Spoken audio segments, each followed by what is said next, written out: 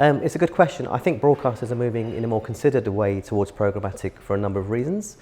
Firstly, they have very large legacy businesses that they want to protect, right? So they've got large chunks of their revenue being delivered in ways that are traditional, using processes they've developed over decades and that work for them. So there's no real rush to change that. They're exploring programmatic in a way that works for them and making sure it all fits, which is fine. I think there are other factors. So if you look at kind of the viewer experience, the ad experience, that has to be perfect for a broadcaster. So seamless transition between content and ads, clash management, making sure the same brands are in the same break, repetitive ads, that kind of thing.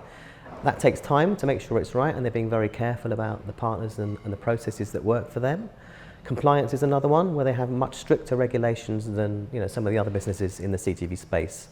And that's really key for them to make sure that works, and for partners to develop the tech and the processes that work for them.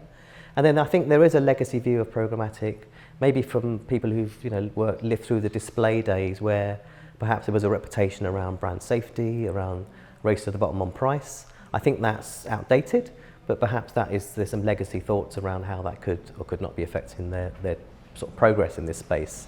So I think right now we're at an inflection point where buyers are increasingly demanding programmatic for the reasons that I'll outline later on. And there are other companies coming in and fully embracing it. So they're now in a position where they really can't slow down now. They really have to accelerate. And I think that's the point where we're at now. And when we're seeing broadcasters, already leaning much more into programmatic, into biddable programmatic. So I think that the period of moving, more slowly is over now, and they are looking to get, much quicker into this space. Okay, so for buyers, what they really want out of programmatic tools, to answer that really is about what benefits of programmatic are for buyers of CTV.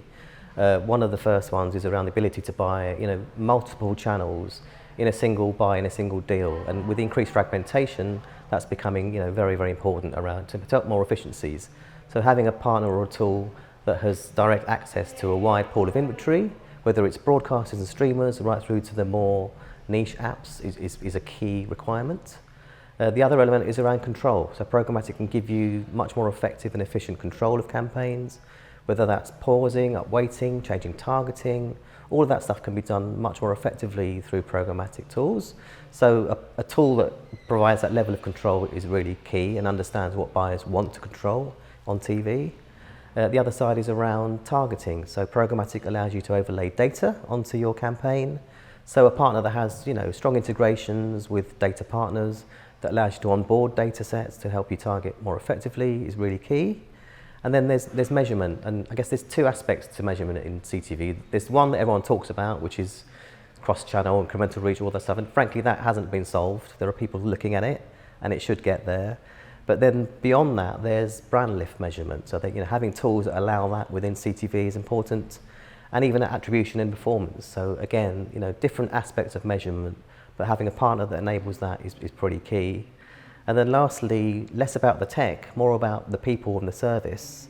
I think that they need tools and partners that have strong service layers, so helping with strategy, understanding the business and the mechanics, setting up campaigns, troubleshooting. That layer is really, really important. It's not just about here's the tech, get on with it. You do need all of that stuff combined. I think there are reasons why the US broadcasters have taken a more open approach to programmatic than in Europe. But I also think that comparisons with the US are not that helpful because it's really different markets, right? In the US, it's a single country. Europe obviously is multiple markets with different tech, different languages. I think TV in the States has taken a very different path to Europe. In Europe, we still have in many markets strong public service and free channels, which have large amounts of reach. And so the cord cutting or the shift to streaming has been much slower than in the States. I think in the US, that acceleration towards streaming services and non-traditional TV has meant that the broadcasters there have had to really move fast, think about different things, test stuff in a different way, take more risks probably. I would probably argue, based on my viewing experience, and this isn't to disparage US television, there's probably less focus on the viewer experience in the States. So in Europe, that's paramount, I would say, from what I've seen. Not always the case in the USA. I think ultimately, broadcasters in Europe should be praised for taking this approach because they're maintaining particularly a good ad experience, which is vital for advertisers. So, I don't think there's any issues there, but what we are seeing now is that buyers are now demanding much more in the way of programmatic. There are platforms coming in taking large amounts of viewers who have fully embraced programmatic. So I think the time now for broadcasters to move more slowly than the US is probably gone, and we're seeing them lean in, and I think that's how it's going to accelerate in the future.